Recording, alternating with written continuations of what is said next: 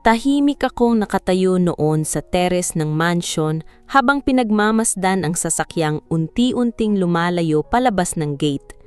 Nasa loob noon ang asawa kong si Adrian, papunta sa airport para sa isang linggong business seminar sa Singapore. Bago siya umalis, ilang beses niya akong niyakap at hinalikan sa noo para bang ayaw niya pa akong iwan. Kahit 5 taon na kaming kasal, ganun pa rin siya kung magpakita ng lambing sa akin kapag kami lang dalawa.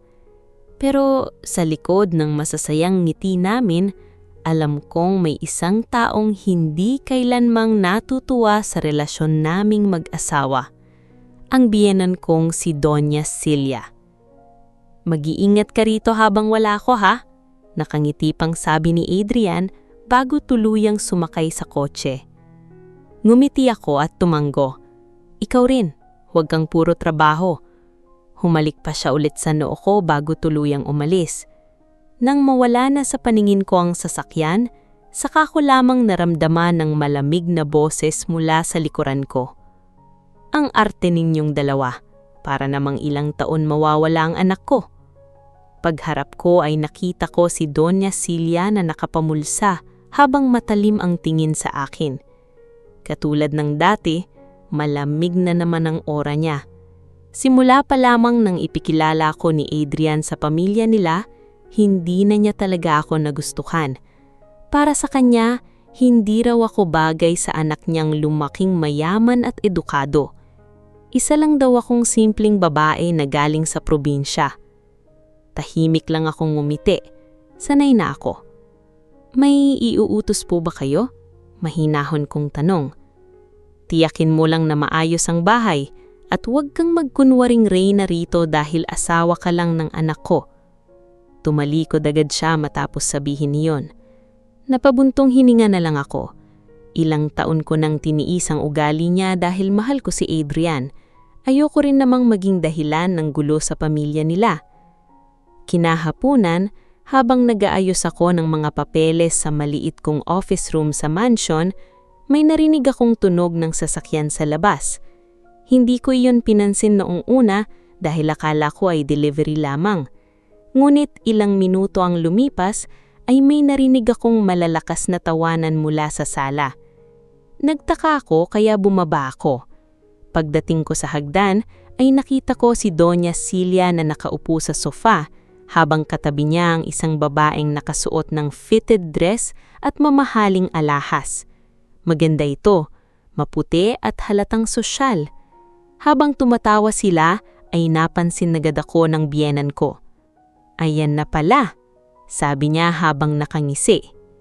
Dahan-dahang tumayo ang babae at ngumiti sa akin. "Hello po." Hindi ko agad alam ang sasabihin dahil hindi ko naman kilala ang babae.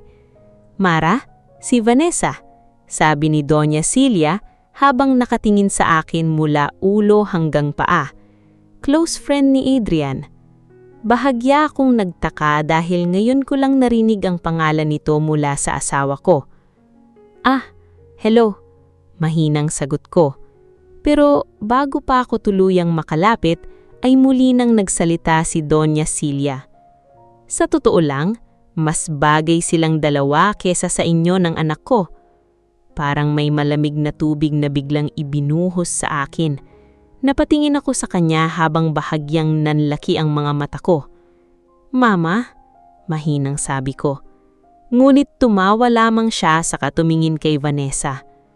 "Tingnan mo naman kasi, ang ganda-ganda mo tapos itong asawa ng anak ko, simpleng-simple. Hindi ko talaga alam kung anong nakita ni Adrian dito." Tahimik lang si Vanessa pero halatang aliw na aliw siya sa mga sinasabi ng biyenan ko.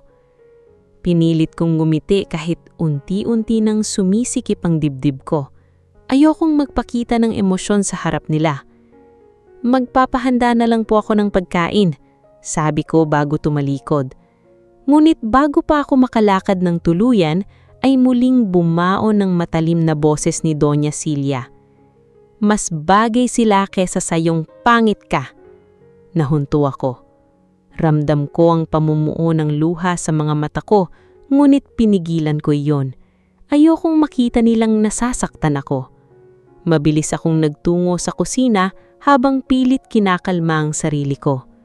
Naririnig ko pa rin ang mahihinang tawanan nila mula sa sala. Hindi ko na maintindihan kung bakit kailangan nilang gawin iyon ni Doña Celia habang wala ang asawa ko. Para bang hinihintay lang talaga niyang mawala si Adrian bago niya ako tuluyang yurakan. Makalipas ang ilang minuto ay naghain ako ng pagkain sa dining area. Umupo silang dalawa habang ako naman ay tahimik lang na nagsasalin ng tubig.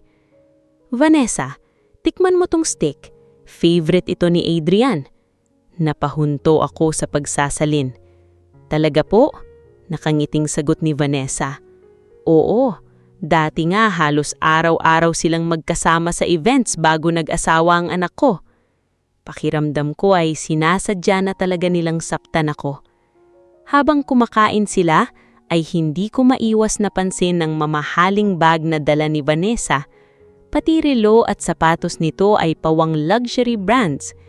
Ngunit mas nagtaka ako nang makita kong inilapag ni Doña Celia sa mesa ang isang black card. "Gamitin mo muna to bukas kapag namili tayo," sabi niya kay Vanessa. Agad kong nakilala ang card. Supplementary card iyon mula sa pangunahing account namin ni Adrian. Tahimik akong napatingin doon. Hindi ko alam kung bakit hawak iyon ng biyenan ko, gayong malinaw naming napag-usapan noon ni Adrian na para lang iyon sa emergency at household expenses. "Thank you po," masayang sabi ni Vanessa. "Walang anuman, dapat lang magmukhang presentable ang babaeng bagay sa anak ko." Muli silang nagtawanan. Habang nakatayo ako roon at tahimik na pinagmamasdan silang dalawa, unti-unting may namuong kakaibang pakiramdam sa dibdib ko. Hindi na yun simpleng sakit o insecurities. Para yung unti-unting galit na tagal ko nang kinikimkim. At sa unang pagkakataon sa loob ng maraming taon, naramdaman kong baka hindi na sapat ang pananahimik ko para protektahan ang sarili ko. Kinabukasan, maaga akong nagising dahil sa ingay ng mga kasambahay sa ibaba. Pagbaba ko sa kusina ay nadatnan ko si Doña Celia na nakasuot ng mamahaling bestida habang abala namang nagkukwento si Vanessa tungkol sa mga bagong labas na luxury bags sa isang sikat na mall sa Makati. Halatang excited silang dalawa na parang matagal nang magkaibigan. Nang mapansin nila ako, ay agad tumahimik si Vanessa, ngunit si Doña Celia ay muli na namang numisi. "Oh, mabuti at gising ka na," sabi niya habang humihigop ng kape. "May lakad kami ni Vanessa, huwag mo kaming hintayin sa tanghalian." Tahimik lang akong tumanggo at nagtimpla ng sarili kong kape. Pero maya-maya, ay muli kong napansin ang black supplementary card na nasa tabi ng handbag ni Vanessa. Halatang iyon na naman ang gagamitin nila. "Mag-shopping po ba kayo?" Mahinahon kong tanong. "Ano pa nga ba?" sagot ni Doña Celia. "Kailangan naman ni Vanessa ng disenteng gamit. Hindi tulad ng iba dyan na kahit anong isuot ay mukhang katulong pa rin." Tahimik akong napayuko habang humihigpit ang hawak ko sa tasa. Sanay na ako sa pangiinsulto niya pero mas masakit ngayon dahil harap-harapan na niya akong ikinukumpara sa ibang babae. At ang mas masakit pa, babae pa iyon na halatang malapit sa asawa ko. Makalipas ang ilang minuto ay umalis silang dalawa. Nang marinig kong tuluyang sumara ang pinto ng mansion, saka ako napabuntong hininga ng malalim. Pakiramdam ko ay lalo lamang sumisikip ang dibdib ko habang tumatagal. Maghapon akong naiwan sa bahay. Sinubukan kong ilibang ang sarili sa trabaho at pag-aasikaso ng ilang reports para sa kumpanya, pero paulit-ulit bumabalik sa isip ko ang mga sinabi ni Doña Celia. Habang inaayos ko ang mga papeles sa office room, biglang nag-pop up ang notification sa tablet ko. Credit card transaction alert. Napatingin agad ako roon. Mahigit 200,000 piso ang nagastos sa isang luxury boutique sa BGC. Hindi pa man ako nakakabawi sa gulat ay may sumunod na notification. Spa reservation, designer shoes, fine dining reservation, Sunod-sunod ang pagpasok ng alerts. Naupo ako ng marahan habang tahimik na tinitignan ng screen. Hindi naman ako madamot pagdating sa pera, lalo na sa pamilya ni Adrian. Ngunit alam kong hindi normal ang ganitong kalaking gastos sa loob lamang ng ilang oras. At mas lalong hindi normal na ginagamit iyon para sa babaeng hindi ko naman kilala.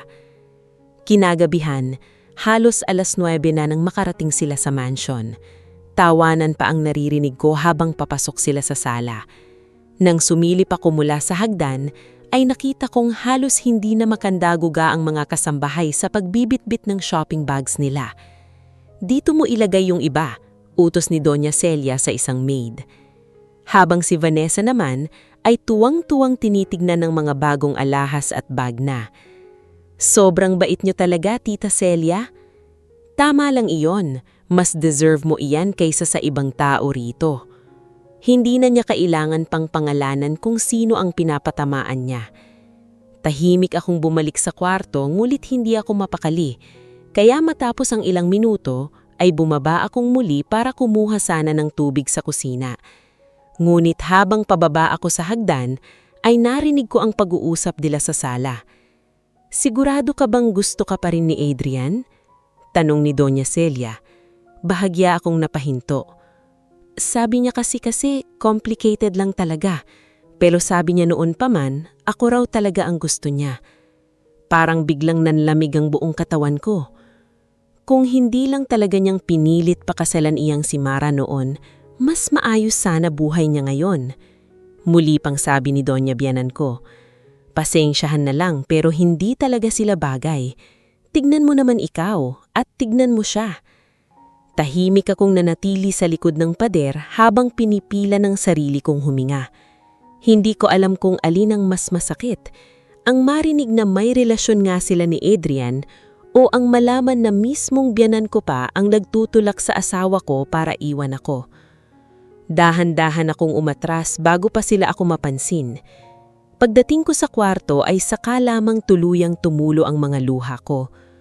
Tahimik akong umupo sa gilid ng kama habang nakatitig sa litrato naming mag-asawa sa bedside table.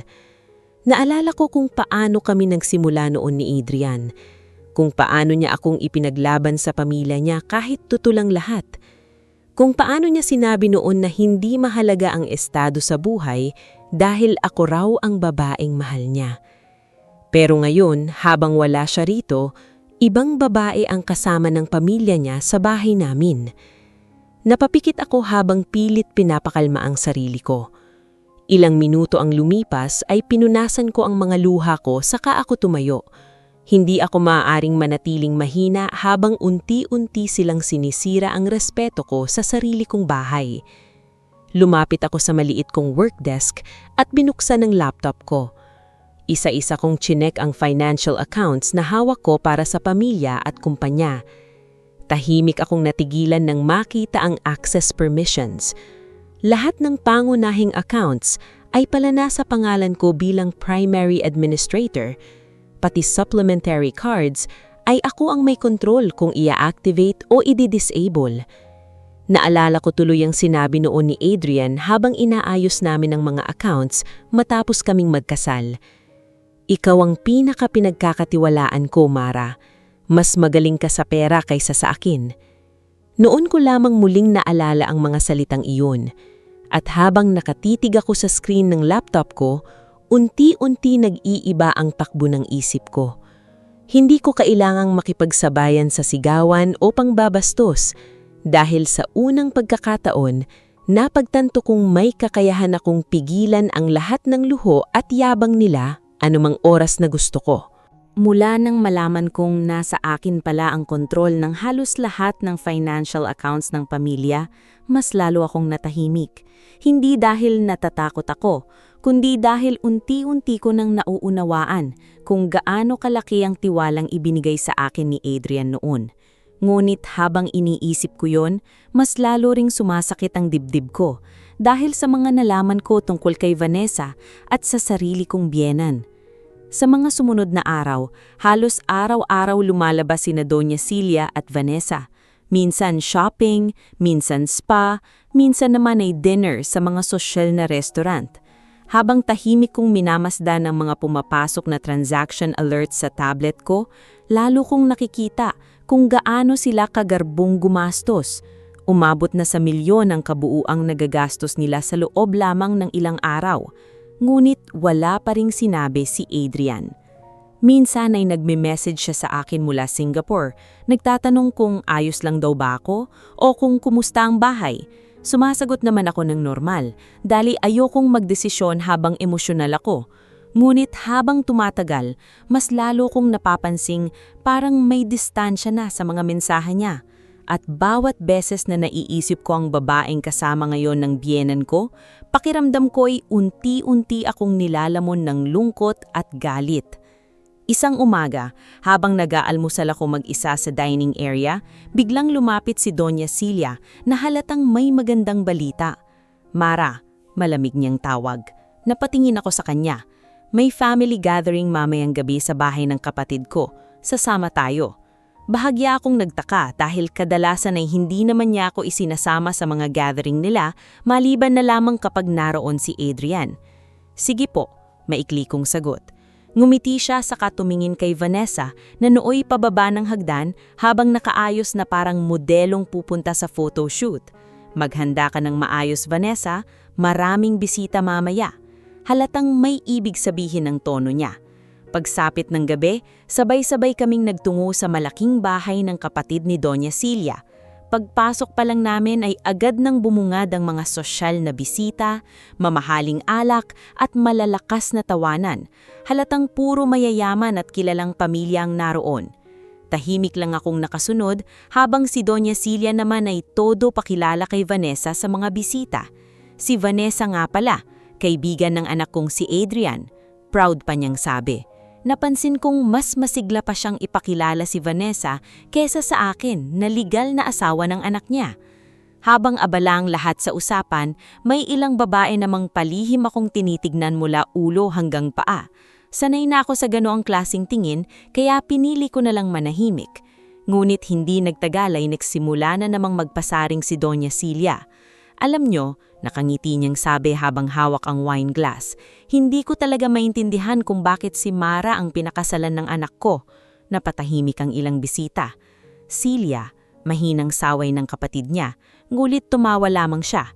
"Hindi naman sa nangiinsulto ako, pero tingnan nyo naman si Vanessa. Elegante, maganda, sosyal kumilos. Samantalang yung isa, bahagya niya akong tinuro gamit ang tingin, mukhang napulot lang sa probinsya." May ilang napangiting pilit habang ang iba naman ay halatang naiilang. Ramdam kong unti-unting umiinit ang mukha ko sa hiya, ngulit hindi pa roon natapos si Doña Celia. Kung tutuusin nga, parang si Mara pa yung nakikitira lang sa bahay ng anak ko. Mabuti na lang talaga mabait si Adrian. Tahimik akong napahigpit sa hawak ko sa maliit na handbag ko. Pakiramdam ko ay gusto ko nang lumabas ng bahay sa sobrang hiya-hiya. Ngunit mas pinili kong kontrolin ang emosyon ko. Hindi ko sila bibigyan ng kasiyahang makita akong umiiyak. Makalipas ang ilang minuto ay mahinahon akong tumayo. "Excuse me lang po," sabi ko bago tahimik na naglakad palabas ng garden area. Pagdating ko sa labas ay saka lamang ako huminga ng malalim. Naninginig ang mga kamay ko habang pilit kong pinapakalma ang sarili ko. Hindi ko maintindihan kung bakit kailangan gawin yon ni Doña Celia sa harap ng maraming tao. Hindi naman kita kailanman binastos. Hindi rin ako inagaw ang anak niya dahil si Adrian mismo ang lumaban noon sa ating relasyon. Habang nakatayo ako sa garden, ay may narinig akong tawanan mula sa loob ng bahay. At kahit hindi ko marinig ng malinaw ang usapan, alam kong ako pa rin ang pinag-uusapan nila. Doon ko naramdaman na parang may tuluyan ng nabasag sa loob ko. Tahimik akong kumuha ng cellphone sa dahan-dahang binuksan ng banking app. Isa-isa kong tinignan ng supplementary accounts. Pangalan ni Doña Celia, pangalan ni Vanessa. Tahimik akong napatingin sa screen ng ilang segundo. Naalala ko ang lahat ng pambabastos nila sa akin simula nang umalis si Adrian. Ang pangmamaliit, pangmamahamak at pati pagtrato nila sa akin na parang wala akong karapatan sa sarili kong bahay. At habang naririnig ko ang mahinang musika mula sa loob ng mansyon, dahan-dahan kong pinindot ang settings ng card access.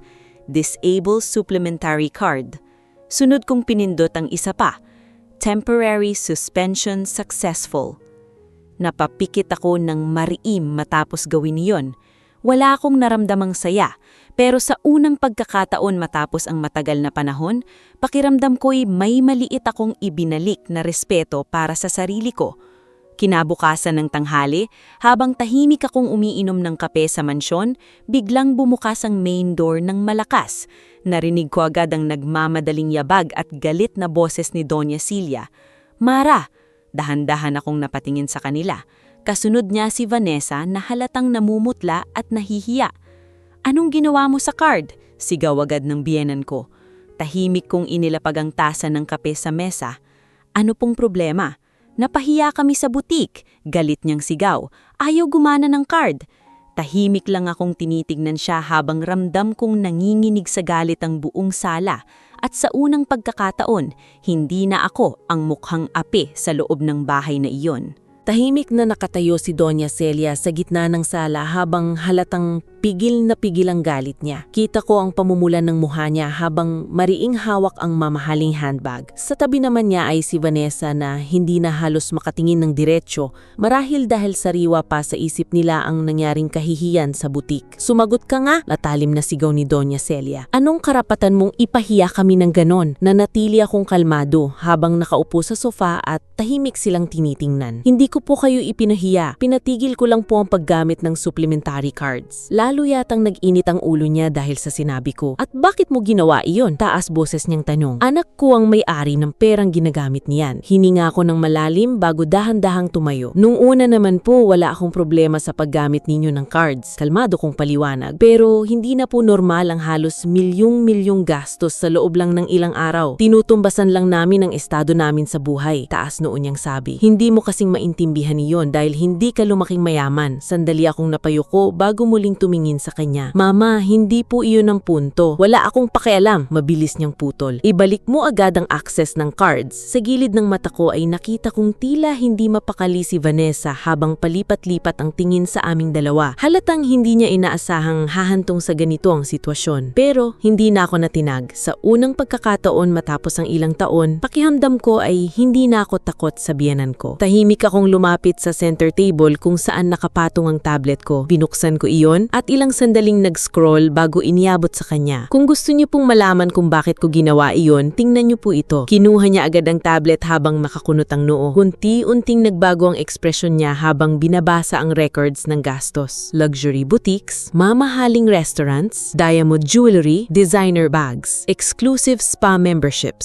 Sunod-sunod ang malalaking halaga na ginastos sa loob lamang ng 4 na araw. Lahat po yan ay nangyari sa loob lang ng 4 na araw, mahinang kong sabi. Bahagyang natigilan si Vanessa, samantalang si Doña Celia naman ay pilit pa ring matigas ang mukha kahit halatang nabigla sa laki ng halaga. "Ano naman ngayon?" Taas noo pa rin niyang sagot. "Pera naman iyon ng anak ko." Tahimik akong tumingin sa kanya. "Mama, ako po ang primary holder ng accounts." Biglang natahimik ang buong sala. Halatang hindi niya agad na prosesong sinabi ko. "Ano?" Malamig niyang tanong. "Ako po ang may kontrol sa lahat ng supplementary cards. Kasama po roon ang charts na ginagamit ninyo." Ilang segundo siyang nakatitig lang sa akin na parang hindi makapaniwala. Hindi maaari. Hinanay ko siya. Si Adrian mismo ang nagbigay sa akin ng authority sa family accounts nung ikasal kami. Halatang hirap tanggapin ni Doña Celia ang naririnig niya. Sanay siyang isipin na isa lamang akong tahimik na asawa ng anak niya. Isang babaeng walang alam sa negosyo at sunod-sunuram lang. Pero ngayon, unti-unti niyang nakikitang hindi pala gano'n ang totoo. "Ano bang gusto mong palabasin?" Galit niyang sabi kahit bahagyang nanginginig na ang boses niya. "Na ikaw ang may hawak ng pera ng anak ko? Hawak ko lang po ang accounts dahil iyon ang gusto ni Adrian." Hindi ako naniniwala. Sa sobrang inis niya ay ibinagsak niya ang tablet. Sa tabi naman ay lalong namutla si Vanessa. "Mama, siguro mas mabuti kung hintayin na lang natin si Adrian. Tumahimik ka muna." Mabilis niyang putol. Kitang-kita ko ang pagbabago sa mukha ni Vanessa. Kanina ay kumpante pa siya, pero ngayon ay halatang kinakabahan na. Marahil ngayon lang niya napagtanto na hindi pala ganun kadaling alisin ako sa buhay ni Adrian. Pero imbes na huminahon, lalo pang nagmatigas si Doña Celia. Hindi mo kami kayang kontrolin sa bahay na ito, madiin niyang sabi habang natalimang tingin sa akin. Anak ko pa rin ang may-ari ng lahat ng nandito. Bahagya akong napangiti. Hindi dahil gusto ko siyang insultuhin, kundi dahil alam ko na hindi pa niya alam ang buong katotohanan. Hindi niya alam kung gaano kalaki ang naging ambag ko sa negosyo nila ni Adrian. Hindi niya alam kung nangyaring nung panahong halos bumagsak ang kumpanya, ako ang tumulong para makaahon niyon. At hindi rin niya alam kung karamihan sa mga investors na pumasok sa kumpanya ay mula sa mga koneksyon ng yumakaw kong apa. Pero pinili ko pa ring manahimik, hindi pa yun ang tamang oras. Ayoko pong makipagtalo, mahinang kong sabi. Gusto ko lang po sana ng respeto habang wala si Adrian. Respeto? Natatawang yung ulit. Ikaw pa ang nagsasalita tungkol sa respeto. Ipinahiya mo kami sa publiko. Tahimik kong tiningnan siya. Mama, ako po ang pinahiya ninyo sa harap ng mga bisita nung isang gabi. Bahagya siyang natigilan. Ngunit agad din niyang iniwas ang tingin. Parang kahit alam niyang mali siya, ay ayaw pa rin niyang aminin yon. Makalipas ang ilang segundo ay mabilis siyang tumalikod sa kahinila si Vanessa. Halika na, wala tayong mapapala rito. Tahimik silang umakyat sa itaas habang mabibigat ang yabag ni Doña Celia sa hagdan. Naiwan akong mag-isa sa sala habang unti-unting bumabalik ang katahimikan sa buong mansyon. Dahan-dahan akong umupo sa sofa at napapikit. Pagod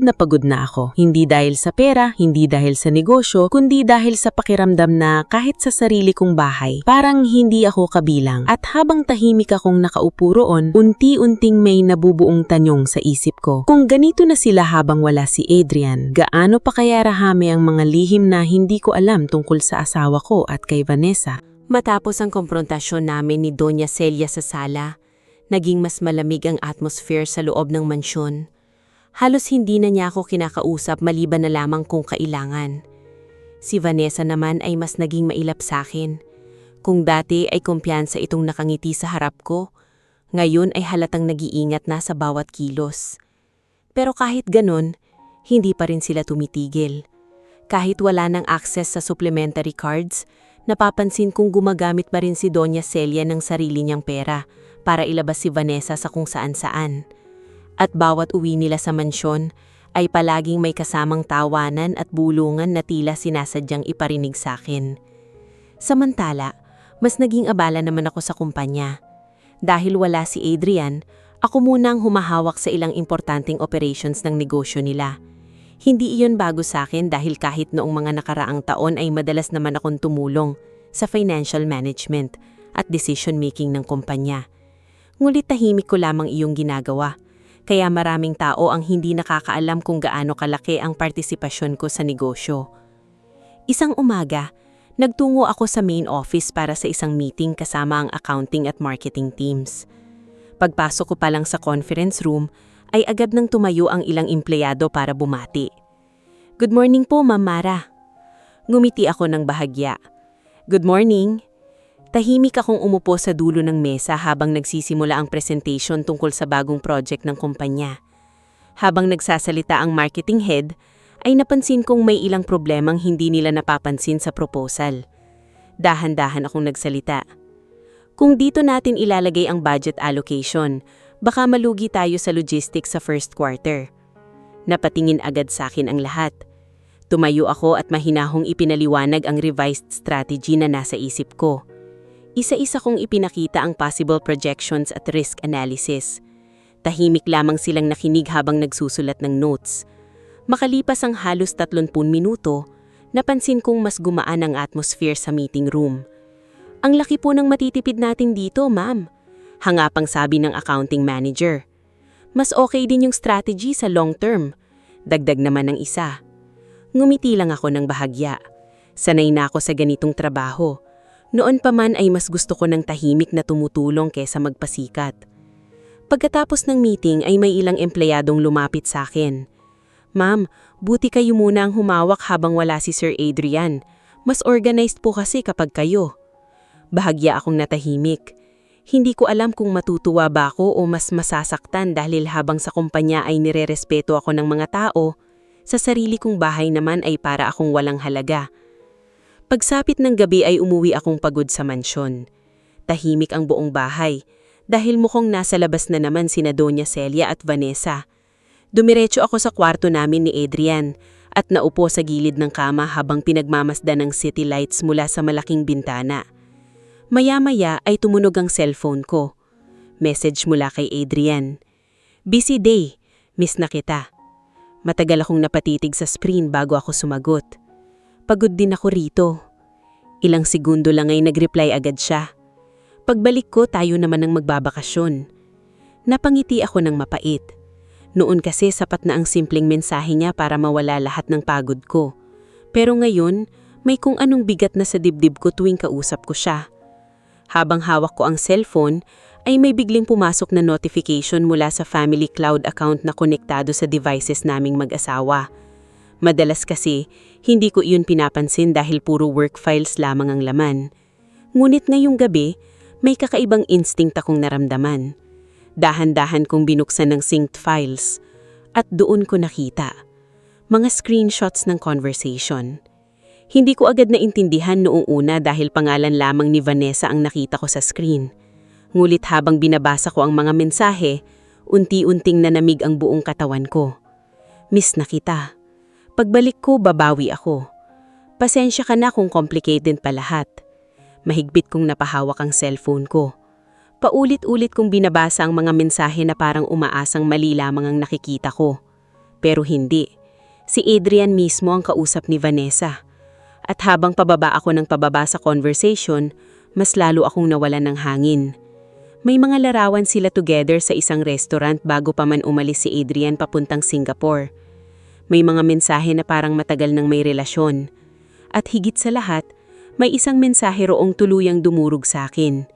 "Hintayin mo lang pagbalik ko, aayusin ko na lahat kay Mara." Parang may mabigat na bagay na biglang dumagan sa dibdib ko. Hindi ko malaya na tumutulo na pala ang luha ko habang nakatitig sa screen. Tahimik akong napaupo sa sahig habang nanginginig ang mga kamay ko. Sa loob ng 5 taon ng samahan namin, ni minsan ay hindi ko inakalang magagawa yun ni Adrian sa akin. Kahit gaano kasama ang trato sa akin ng biyanan ko, palaging pinanghahawakan na mahal ako ng asawa ko. Pero ngayong gabi, pakiramdam ko ay unti-unting gumuho lahat ng pinaniniwalaan ko. Naalala ko ang lahat ng sakripisyo ko para sa kanya. Kung paano kong tiniis ang pangiinsulto ng pamilya niya dahil ayokong masira ang relasyon nila. At sa huli, may iba palang babae. Napapikit ako habang pilit pinipigilan ng hikbi ko. Maya-maya ay narinig ko ang malalakas na tawanan ni Doña Celia at Vanessa mula sa ibaba ng mansyon. Mas lalo lamang sumikip ang dibdib ko. Habang sila ay masayang-masaya sa baba, ako naman ay tahimik na wasak sa loob ng kwartong minsan naming pinangarap na maging simbolo ng masayang pamilya. At sa unang pagkakataon matapos ang lahabang panahon, nagsimula akong tanungin ang sarili ko kung may saysay pa bang ipaglalaban ng kasal naming unti-unti ng linalamon ng kasinungalingan. Buong gabi akong hindi nakatulog matapos kong mabasa ang mga mensahe ni Adrian at Vanessa. Nakaupo lang ako sa gilid ng kama habang paulit-ulit na tumatakbo sa isip ko ang bawat salitang nakita ko sa screen. Pakiramdam ko ay para akong nalunod sa sobrang sakit, habang sa ibaba naman ng mansion ay patuloy ang tawanan ni Doña Celia at Vanessa na para bang wala silang sinisirang tao.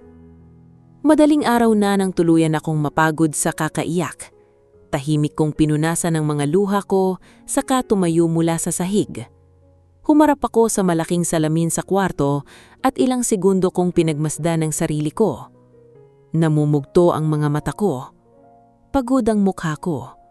At sa unang pagkakataon matapos ang maraming taon, pakiramdam ko ay hindi ko nakilala ang babaeng nakikita ko sa harap ko.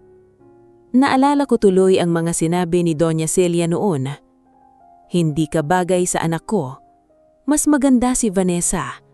Napulot ka lang sa probinsya." Noong una, pilit kong kinakalimutan ang mga salitang iyon dahil naniniwala akong sapat ang pagmamahal ni Adrian para manatili akong matatag. Ngulit na yung alam ko na ang totoo, pakiramdam ko ay parang unti-unti akong nawalan ng halaga. Ngunit habang nakatitig ako sa sarili ko sa salamin, may kung anong unti-unting nagbago sa loob ko. Pagod na akong umiyak. Pagod na akong maging mahina. Tahimik akong huminga ng malalim, saka ako lumapit sa maliit kong office desk. Isa-isa kong inilabas mula sa drawer ang mga folders at dokumento na matagal ko nang hindi pinapansin. Financial records, investment contracts, property titles, business agreements. Tahimik akong naupo habang isa-isang binubuklat ang mga iyon. Noong una, simpleng curiosity lang ang nararamdaman ko. Ngunit habang mas lalo kong tinitingnan ang mga dokumento, mas lalo akong napapatigil. Halos lahat ng expansion projects ng kumpanya noon ay may pirma ko bilang financial consultant. May mga contracts ding konektado sa investment firm ng yumawa kong ama. At higit sa lahat, may isang dokumentong tuluyang nagpatahimik sa akin. Share ownership agreement. Mahigpit kong hiluwakan ng papel habang mabagal na binabasa ang laman nito. Noong nagsisimula pa lamang si Adrian sa negosyo niya ilang taon na ang nakalilipas, nalugo pala ang kumpanya nila matapos umatras ang ilang investors. Noong panahong iyon, ang ama ko ang lihim na tumulong upang makabangon sila muli. Hindi lang simpleng pautang ang ibinigay ng daddy ko noon, kundi malaking investment na naging dahilan para magkaroon ako ng legal share sa kumpanya. Ibig sabihin, hindi lang ako basta asawa ni Adrian. May bahagi ako sa halos kalahati ng kayamanan at negosyo nila. Napapikit ako habang dahan-dahang ibinababa ang dokumento sa mesa. Ngayon ko lang lubos na naiintindihan kung bakit noon pa man ay hindi kailanman tinanggal ni Adrian ang authority ko sa finances ng kumpanya. Alam niyang malaking parte ng pundasyon ng negosyo niya ay nanggagaling din sa pamilya ko. At habang unti-unti kong pinoproseso ang lahat, mas lalo kong naramdaman ng sakit. Dahil sa kabila ng lahat ng naitulong ko sa kanya, nagawa pa rin niya akong lokohin.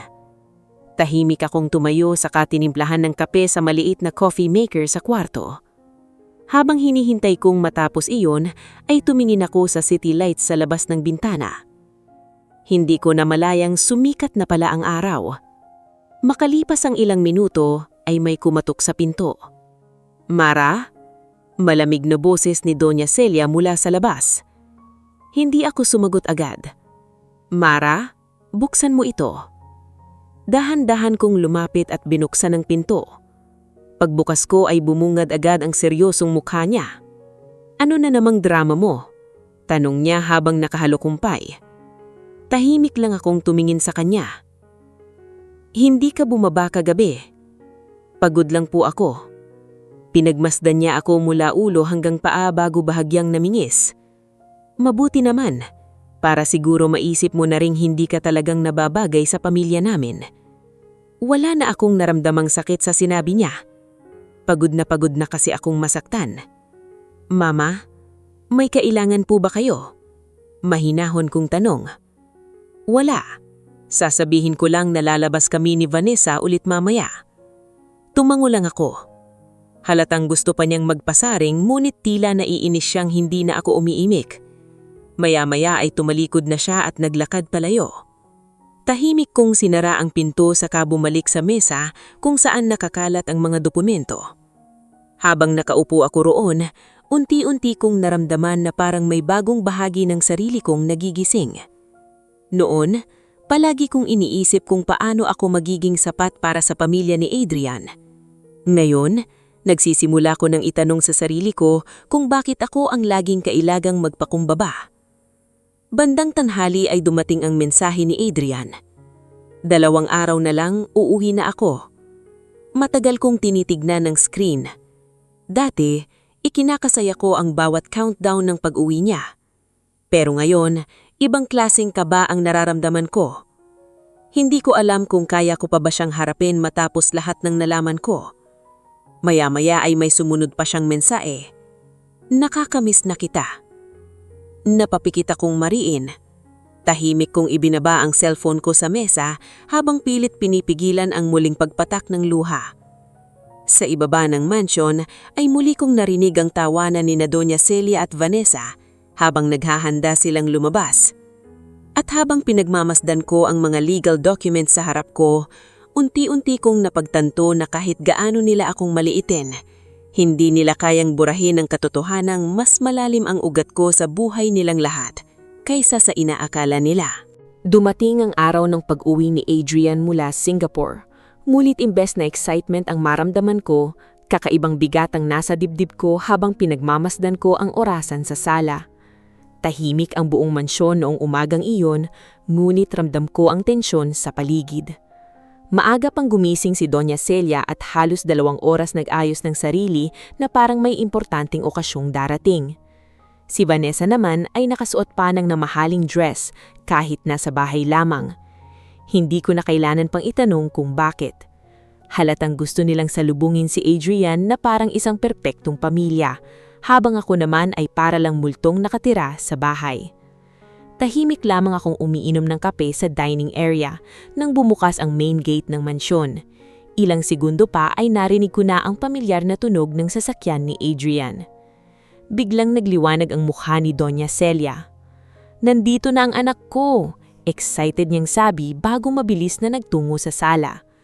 Kasunod niya agad si Vanessa na parang sabik na sabik ding makita si Adrian. Tahimik lamang akong nanatili sa kinauupuan ko habang pilit pinapakalma ang sarili ko.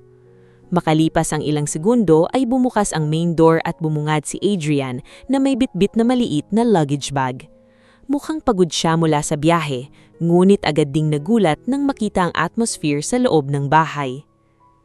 "Mama?" Nagtatakang sabi niya. Ngunit bago pa siya makapagtanong ng maayos ay mabilis nang lumapit si Doña Celia. "Anak," halos dramatiko niyang sabi bago siya yakapin. "Mabuti ka nang dumating na." Napakunot agad ang noo ni Adrian. "Anong nangyari?" Mabilis namang nagsalita si Vanessa habang kunwaring nahihiyang. "Pasensya ka na, Adrian. Ayoko sanang makialam pero..." Biglang nagsalita si Doña Celia. "Pinahiya kami ng asawa mo." Tahimik akong napatingin sa kanila mula sa dining area. "Anong ibig mong sabihin?" Tanong agad ni Adrian. "Pinutol niya ang access ng cards," galit na sabi ng biyanan ko. "Napahila kami sa harap ng mga tao dahil biglang dinecline ang payment." Halatang naguguluhan si Adrian habang palipat-lipat ang tingin sa amin. "Mara?" Mahinahon niyang tawag. Dahan-dahan akong tumayo mula sa upuan saka lumapit sa sala. Nang magtama ang mata namin ni Adrian, may kung anong kirot agad akong naramdaman sa dibdib. Miss ko siya. Pero kasabay noon ay naalala ko rin lahat ng nabasa kong mensahe niya kay Vanessa. "Mara, anong nangyari rito?" Tanong niya habang halatang sunusubok ang manatiling kalmado. Tahimik akong tumingin sa kanya. "Sobra na kasi ang gastos nila." "Anak, huwag kang magpaloko riyan." Mabilis na putol ni Doña Celia. "Simula nang umalis ka, kung umasta ay ang asawa mo parang siya na ang may-ari ng lahat." Napahawak si Adrian sa noo niya na tila pagod na agad sa sitwasyon. "Mama, sandali lang." "Huwag mo akong patahimikin," sigaw ni Doña Celia. "Kung alam mo lang kung paano niya kami tratuhin dito." Tahimik lang akong nakatayo habang pinagmamasdan silang dalawa. Noon siguradong iiyak na ako sa ganitong eksena. Ngunit ngayon, parang may malaking bahagi ng emosyon ko ang namatay matapos kong malaman ang katotohanan. "Mara?" muling sabi ni Adrian habang lumalapit sa akin. Tahimik akong tumunggo. Iniwan namin sina Doña Celia at Vanessa sa sala saka kami nagtungo sa maliit naming office room sa ikalawang palapag. Pagkapasok pa lang namin ay agad niyang sinara ang pinto. Tahimik siyang humirap sa akin. Ngayon ko lamang muling nakita ng malapitan ang mukha niya matapos ang ilang araw. Ngunit imbes na pananabik ang maramdaman ko, mas nangingibabaw ang sakit. "Ano ba talaga ang nangyayari?" Mahinahon niyang tanong. Hindi ako agad sumagot. Tahimik lang akong lumapit sa desk saka kunuha ang tablet ko. "Mara?" Humina muna ako ng malalim bago ko binukas ang synced messages ni Vanessa at Adrian. Pagkatapos noon ay iniabot ko ang tablet sa kanya. Napakunot agad ang noo niya habang tinitignan ang screen. Unti-unti kong nakita kung paano nagbago ang ekspresyon niya habang binabasa ang mga mensahe. Mula sa pagkalito, hanggang sa pagkabigla, at sa huli, tuluyang pamumutla. Tahimik ang buong kwarto. Taning mahinang tulog lamang ng air conditioning ang maririnig habang tinitignan niya ang tablet na hawak niya. Mara, halos pabulong niyang sabi. May gusto ka pa bang ipaliwanag? Kalmado kong tanong habang parang pinipiga ang puso ko habang nagsasalita. Hindi siya agad nakasagot. Ilang beses siyang napalunok bago marhang ibinaba ang tablet sa mesa. Hindi ganito ang iniisip mo, mahina niyang sabi. Napangiti ako ng mapait. Talaga ba? Mara, makinig ka muna. Meron kayong relasyon o wala? Diretsahan kong tanong. Biglang natahimik si Adrian. At sa katahimikang iyon, parang nakuha ko na ang sagot na matagal ko nang kinatatakutan. Napapikit siyang mariin bago marhang naupo sa silya. Hindi ko na kailangan pang ituling ang paliwanag niya para maintindihan ang lahat. Totoo pala, mahinang sabi ko. Mara, please. Ramdam kong nagsisimula na namang mamuo ang luha sa mga mata ko, ngulit pinilit kong maging matatag. Sobrang tiis ko ang pambabastos ng pamilya mo rito, nanginginig kong sabi. Habang tinitiis ko lahat dahil naniniwala akong mahal mo ko. Napatungo siyang mahina. At sa unang pagkakataon simula nang magsimula ang relasyon namin, nakita kong wala siyang ipagdedepensa sa sarili niya. Tahimik ang buong office room matapos kong sabihin kay Adrian ang lahat ng nararamdaman ko. Nakayuko lamang siya habang mahigpit na nakahawak sa gilid ng mesa. Sa unang pagkakataon sa loob ng 5 taon naming pagsasama, nakita kong parang wala siyang lakas na tumingin sa akin. Mara? Mahina niyang sabi. Hindi ko alam kung paano ko ipapaliwanag lahat. Napangiti ako ng mapait habang pinupunasan ang mga luha ko. Anong klasing paliwanag pa ba ang kailangan ko, Adrian? Nanginginig kong panong. Nakita ko na mismo. Napapikit siya ng mariin. Hindi ko planong iwan ka. Pero niloko mo ako. Tahimik siyang napalunok. Ilang segundo kaming walang imikan bago siya muling nagsalita. Nagkamali ako, mahinang sabi niya. Hindi ko minahal si Vanessa. Mas lalo lamang sumikip ang dibdib ko sa sinabi niya. Hindi mo kailangang mahalin ang isang tao para sirain ang asawa mo, sagot ko. Muli siyang natahimik. Kitang-kita ko ang guilt sa mukha niya, ngunit hindi na sapat iyon para burahin ang sakit na nararamdaman ko. Maya-maya ay may narinig kaming malalakas na yabag sa labas bago biglang bumukas ang pinto ng office room. Mabuti naman at nag-uusap na kayo, malamig na sabi ni Doña Celia habang pumapasok. Kasunod niya si Vanessa na halakang nag-aalangan. Ano ba talagang nangyayari rito? Seryosong tanong ni Adrian habang mabilis na pinunasan ang mukha niya. Ako pa ngayon ang tatanungin mo? Sagot agad ng biyenan niya. Simula nang nawala ka, kung umaasta iyang asawa mo, parang siya na ang may-ari ng buong pamilya mo. Mama, mahinang sabi ni Adrian. Huwag mo akong mamamahan dyan, galit niyang putol.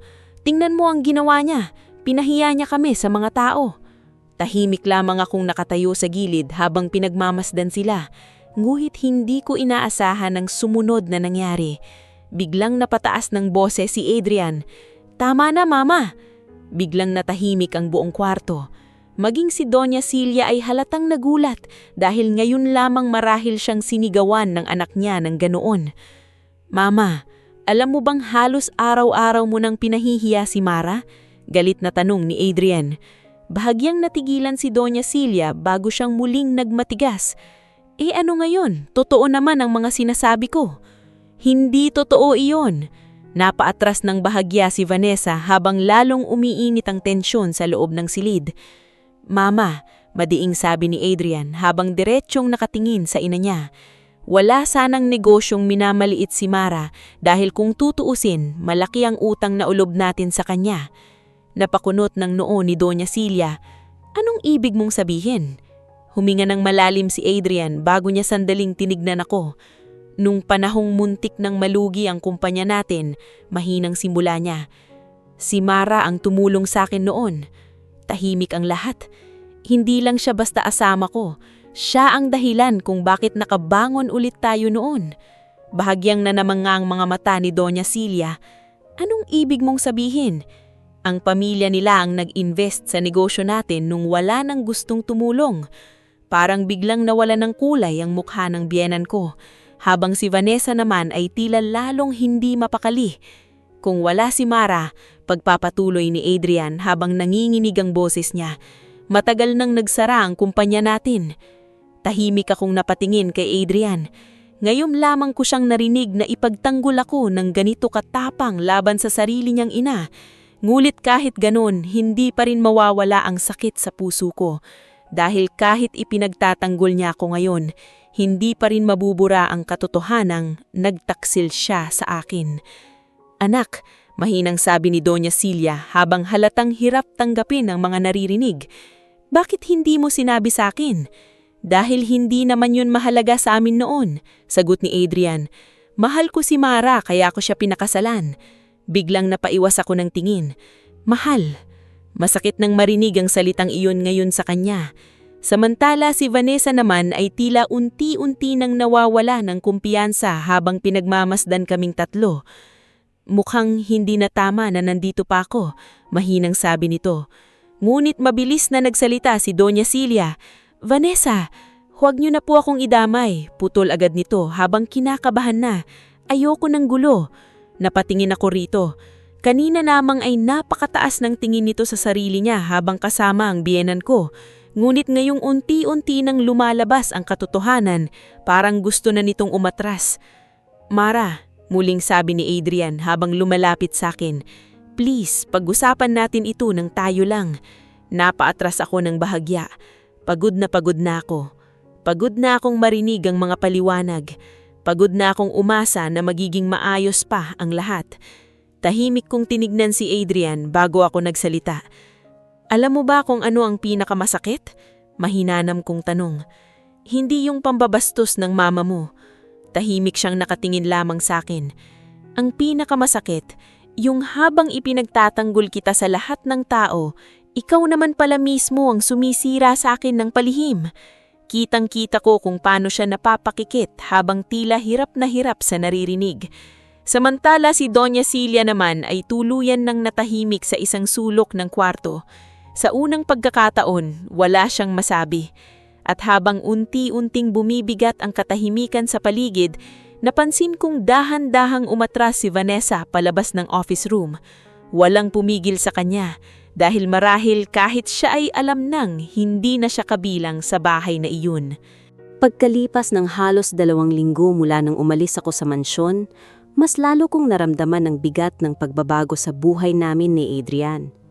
Hindi na siya halos pumapasok sa main office. At sa tuwing darating man siya, mabilis din itong umaalis matapos ang ilang meetings. Halatang pagod at magulo ang isip niya base sa mga kwentong naririnig ko mula sa board members at managers. Ngunit kahit ganon, hindi pa rin kami direktang nagkakausap. Maliban sa mga maiikling mensahe niya gabi-gabi. Kumain ka na ba? Please magpahinga ka rin.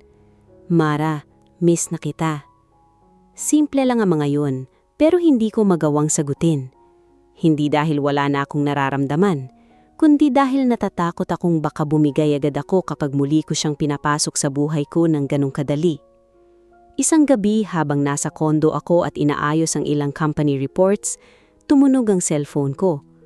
Akala ko nung una ay si Adrian na naman, pero nang tingnan ko ang screen, bahagya akong natigilan. Doña Celia calling. Matagal kong tinitigan ang pangalan niya bago dahan-dahang sinagot ang tawag. Mama? Ilang segundo munang walang nagsalita sa kabilang linya, hanggang sa marinig ko ang mahinang niyang boses. Mara, pwede ba tayong mag-usap? Hindi ko alam kung bakit pero bigla akong kinabahan. Hindi dahil sa takot, kundi dahil ngayon ko lang siyang narinig magsalita ng ganoon kahina. Sige po, mahinahong kong sagot. Nagkita kami kinabukasan sa isang tahimik na cafe sa Makati. Pagdating ko roon ay agad ko siyang nakita sa isang sulok. Ngunit ibang-iba ang itsura niya kumpara sa nakasanayan ko. Wala ang tarayang niyang aura. Wala ang mataas niyang tingin sa sarili. Mukhang siyang pagod.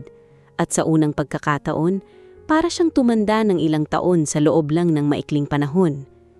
Tahimik akong umupo sa tapat niya. Thank you at pumayag kang makikita. Mahinang niyang sabi. Tumanggo lang ako. Ilang segundo muling nanahimik sa pagitan namin, hanggang sa siya rin ang unang nagsalita. Galit ka pa rin ba sa'kin? Hindi ko agad nasabuti yun. Dahil ang totoo, hindi ko na alam kung galit pa ba ang nararamdaman ko o sobrang pagod na lang.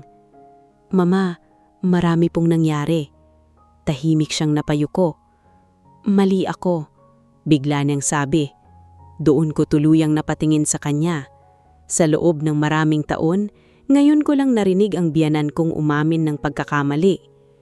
Masyado akong bulag, nanginginig niyang dagdag. Akala ko noon, kapag galing sa simpleng pamilya ang isang tao, wala na agad maiaambag sa buhay ng anak ko. Tahimik lang akong nakinig.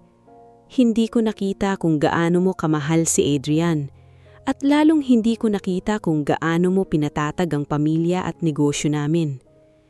Pakiramdam ko ay biglang bumigat ang dibdib ko habang nakatingin sa kanya. Mama, hindi ako humihingi ng kapatawaran ngayon. Mabilis niyang putol habang namumuo ang luha sa mata niya. Alam kong baka hindi ko deserve yon. Bahagya akong natahimik. Sa unang pagkakataon, nakita kong hindi na ang dating mapagmataas na Doña Celia ang kaharap ko, kundi isang inang natatakot na tuluyang masira ang pamilya nila. Mara, Adrian, mahal ka, mahinang niyang sabi. At ngayon ko lang nakita kung gaano kaimportante ang presensya mo sa buhay naming lahat. Napabuntong hininga ako habang marahang humawak sa tasa ng kape. Mahal ko rin po siya, mahinang kong sagot. Pero hindi ibig sabihin nun na hindi na ako masasaktan. Tumanggo siya habang dahan-dahang pinupunas ang luha sa gilid ng mata niya. Alam ko. Makalipas ang ilang minuto ay nagsalita siyang muli. Umalis na si Vanessa sa mansyon. Bahagya akong natigilan. Anong ibig niyong sabihin? Hindi na siya pinapansin ni Adrian, at nung nalaman niyang wala na rin siyang makukuhang pera o pabor mula sa pamilya, kuusa na siyang umalis. Tahimik akong napatingin sa labas ng kafe. Hindi ko alam kung ano ang dapat kong nararamdaman. Relief ba? O lungkot dahil umabot pa sa ganun bago nakita ni Adrian ang halaga ng relasyon namin. At si Adrian, mahinang kong tanong. Napabuntong hininga si Doña Celia. Halos sirain niya na ang sarili niya sa trabaho para lang hindi ka isipin. Hindi ko inaasahang masasakit pa lalo ang dibdib ko matapos marinig yun. Minsan, pagpapatuloy niya, nahuhuli ko siyang nakatulog sa office mo habang hawak yung picture ninyong dalawa. Tahimik akong napapikit. Biglang nagsiksikan sa isip ko ang lahat ng alaala naming mag-asawa. Yung mga panahong sabay kaming nangangarap, sabay kumakain ng instant noodles habang inaayos ang unang business proposal namin. Yung mga gabing pareho kaming walang tulog katatrabaho lalang para mapalago ang kumpanya. Hindi naman kami nagsimula sa marangyang buhay. Sabay naming binuo ang lahat. At marahil iyon ang dahilan kung bakit sobrang sakit para sa akin nang naramdaman kong unti-unti niyang pinababayaan. Mara, mahinang tawag ni Doña Celia. Dahan-dahang akong tumingin sa kanya. Hindi ko alam kung maaayos pa ninyo ito. Pero sana, huwag mong kalimutan na may mga taong nagkamali lang dahil naging bulag sila sa pride. Tahimik akong napangiti ng bahagya. Hindi ko alam kung handa na ba akong bumalik. Hindi ko rin alam kung kaya ko na bang magtiwala ulit ng buo. Pero habang nakatingin ako kay Doña Celia, doon ko unang nakita ang isang bagay na matagal kong hinintay mula sa kanya. Sincerity. At sa unang pagkakataon matapos ang mahabang panahon, pakiramdam ko ay may maliit na bahagi ng sugat sa puso ko ang unti-unting nagsisimulang maghilom. Lumipas ang halos 2 linggo mula nang umalis ako sa mansyon. Sa loob ng mga panahong iyon, mas pinili kong ituon ang sarili ko sa trabaho kaysa isipin ang magulong estado ng relasyon namin ni Adrian. Maaga akong pumapasok sa kumpanya at madalas ay gabi na bago makauwi sa kondo. Ngunit kahit gaano ko piliting ilayo ang isip ko sa lahat, hindi pa rin tuluyang nawawala ang sakit sa dibdib ko. Minsan ay nagigising pa rin ako sa madaling araw habang paulit-ulit na naaalala ang mga mensahe ni na Adrian at Vanessa. May mga pagkakataon ding mahuhuli kong sarili kong nakatitig lamang sa cellphone, naghihintay ng tawag o mensahe mula sa kanya. At halos araw-araw nga siyang tumatawag. Ngunit kadalasan ay hindi ko sinasagot. Hindi dahil galit na galit ako, kundi dahil natatakot akong muling maging mahina. Samantala, habang lumalayo ako sa mansyon, mas lalo namang gumugulo ang sitwasyon doon. Isang hapon habang nasa office ako, tumawag sa akin ng isa sa mga kasambahay na matagal nang nagtatrabaho sa bahay nila Adrian. "Ma'am Mara?" Maingat nitong sabi sa kabilang linya. "Pasensya na po sa istorbo pero wala na po rito si Miss Vanessa." Bahagya akong natahimik. "Anong ibig mong sabihin?" "Umalis na po siya kaninang umaga matapos silang mag-away ni Sir Adrian at ni Doña Celia." Tahimik akong napasandal sa upuan. Hindi ko alam kung ano ang dapat kong maramdaman. May sinabi ba siya bago umalis? Mahinahon kong tanong. Ang sabi niya lang po, wala na raw siyang dahilan para manatili roon. Napapikit ako ng marahan. Sa huli, tama pala ang kutob ko noon pa man. Hindi pagmamahal ang habol ni Vanessa kay Adrian, kundi ang marangyang buhay na nakapaligid sa kanya. At ngayong nagulo na ang lahat at wala nang malayang perang magagamit, mas pinili nitong umalis kaysa manatili. Makalipas ang ilang oras, ay muling tumawag ang cellphone ko. Si Adrian. Matagal ko iyong tinitigan bago ko tuluyang sinagot. "Hello?" Mahinang sabi ko. Ilang segundo munang natahimik sa kabilang linya bago siya nagsalita. "Salamat at sinagot mo rin ako." Ramdam ko agad ang pagod sa boses niya. "Anong kailangan mo?" Mahinahon kong tanong. "Mara," napabuntong hininga siya. "Umalis na si Vanessa." Tahimik lamang akong nakinig. Hindi ko naman sinadya sa kanya na mangyari lahat ng ito. Nagkamali ako, alam ko yon. Napapikit ako habang nakatingin sa malawak na city view mula sa office window. Hindi na mahalaga kung umalis siya o hindi. Sagot ko. Mahalaga yon dahil gusto kong malaman mong wala na siyang kinalaman sa buhay ko. Bahagya akong natahimik. "Mara, miss na miss kita." Muling sumikip ang dibdib ko ngunit pilit kong kinontrol ang emosyon ko. "Adrian, hindi ganun kadaling ayusin lahat. Alam ko at hindi ko inaasahang mapapatawad mo ako agad." Tahimik akong napaupo habang hawak ang cellphone. "Pero araw-araw kitang naiisip." Mahinang pagpapatuloy niya. "Ngayon ko lang talaga na-realize kung gaano kalaki ang pagkawala mo sa buhay ko." Hindi ako agad nakapagsalita. Dahil kahit gaano ko piliting maging matatag, parte pa rin ng puso ko ang nangihinyang sa 5 taong pagsasama namin. Makalipas ang ilang araw, mas lalo pang naging tahimik ang buhay ko sa kondo. Ngulit isang gabi habang pauwi ako sa trabaho, nagulat akong nakita ang isang pamilyar na sasakyan sa parking area ng building. Bahagya akong napahinto. Paglapit ko ay agad kong nakita si Doña Celia na nakaupo sa waiting area ng lobby. Hindi tulad ng dati, wala ang yabang sa mukha niya. Mukha siyang pagod at tila ilang araw nang hindi nakakatulog ng maayos. Nang nakita niya ako, ay agad siyang tumayo. "Mara?"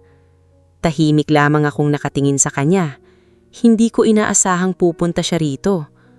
"Ano pong kailangan niyo?" Mahinahon kong tanong. Ilang segundo munang natahimik siya bago siya dahan-dahan lumapit sa akin. At sa hindi ko inaasahan, bigla siyang lumuhod sa harap ko. Nanlaki agad ang mga mata ko. "Mama, anong ginagawa niyo?" Gulat akong sabi habang sinusubukang alalayan siya pataas. Ngunit umiling lamang siya habang nanginginig ang mga kamay niya. "Mara, patawarin mo ko." Basag siyang sabi. Napansin kong namumula ang mga mata niya na parang matagal na siyang umiiyak. "Mama, mali ako. Masyado akong naging mapangmata." Tahimik lamang akong nakatingin sa kanya habang pilit inuunawa ang nangyayari. "Akala ko noon, hindi ka bagay sa anak ko. Pero ngayong bala ka na sa bahay, saka ko lang nakita kung gaano mo pala kaming inayos." Napahigpitan ko ang hawak ko sa bag ko. maging ang kumpanya. Mahinang sabi niya. Sinasabi ng mga tao na ikaw pala talagang tumutulong kay Adrian sa lahat. Tahimik akong napaiwas ng tingin. Patawarin mo ako sa lahat ng sinabi ko sa'yo. Umiiyak siyang dagdag. Hindi ko nakita agad ang halaga mo. Hindi ko alam kung ano ang isasagot ko. Dahil kahit gustuhin kong magalit, nakikita kong totoo ang sasisi niya. At habang nakaluhod si Doña Celia sa harap ko sa gitna ng labi, doon ko unang nakita ang isang biyanang na hindi na mayabang o mapangmata, kundi isang matandang inang unti-unting nawawala ang pamilya na halos siya rin mismo ang sumira. Matapos ang gabing lumuhod si Doña Celia sa harap ko, parang may kung anong bahagyang gumaan sa dibdib ko. Hindi dahil bigla kong nakalimutan ng lahat ng sakit na dinanas ko, kundi dahil sa unang pagkakataon, nakita kong tunay ang pagsisisi niya. Hindi na siya iyong biyenan kong puno ng yabang at pangmamaliit. Para siyang isang matandang inang pagod na sa kaguluhang nangyari sa pamilya nila. Tinulungan ko siyang tumayo noon at pinapasok sa kondo ko. Tahimik lamang kaming nag-usap habang umiinom ng tsaa. Sa bawat salitang lumalabas sa bibig niya, ramdam kong unti-unti niyang inuunawa ang mga pagkakamaling nagawa niya sa akin. Mahal ka talaga ni Adrian, mahina niyang sabi habang hawak ang tasa. Naging bulag lang siya, at ako rin. Hindi ako agad sumagot. Pagod na kasi akong pag-usapan ng tungkol sa pagmamahal. Makalipas ang ilang araw matapos ang pag-uusap naming iyon, mas naging tahimik ang buhay ko. Patuloy pa rin akong sa pagtatrabaho, ngunit hindi na ganun kabigat ang atmosphere sa paligid ko. Minsan ay tumatawag pa rin si Adrian, ngunit maikli na lamang ang mga usapan namin.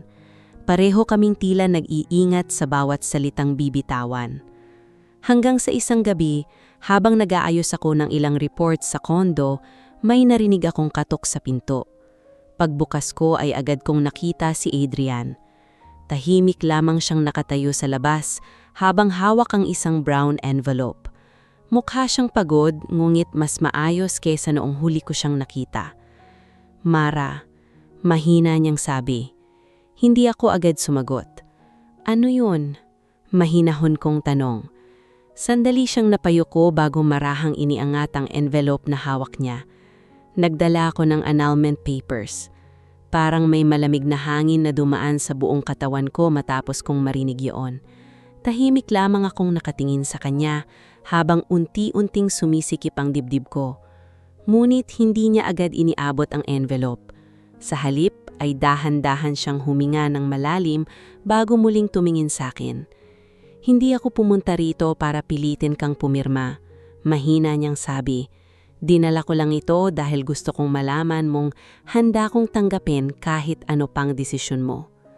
Tahimik ang buong hallway. Ramdam ko ang kabog ng dibdib ko habang pinagmamasdan ng lalaking minsang kong pinangarap makasama habang buhay. Mara, basag ang boses niyang sabi. Alam kong wala akong karapatang humingi pa ng isa pang pagkakataon. Napapikit ako ng marahan. Pero mahal pa rin kita. Parang muling bumalik sa isip ko lahat ng alaala naming dalawa. Kung paano niya akong niligawan noon kahit tutol ang pamilya niya.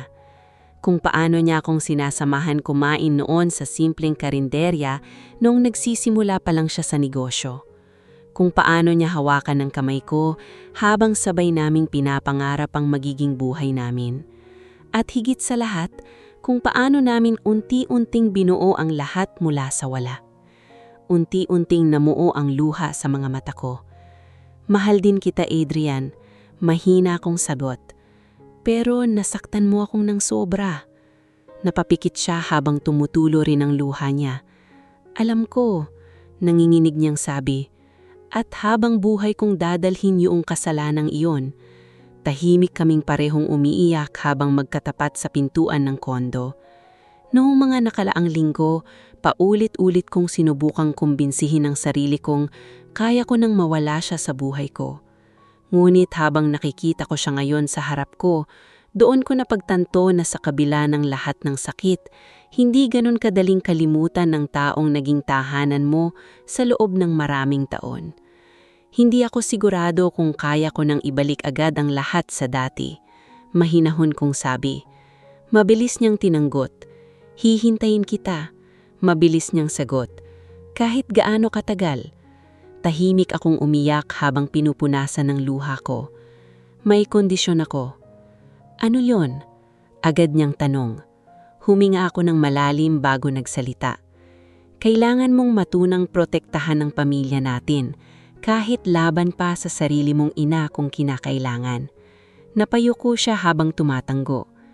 At ayoko nang bumalik sa mansyon. Bahagya siyang nagulat ngunit mabilis ding umintindi. Sige, mahina niyang sagot.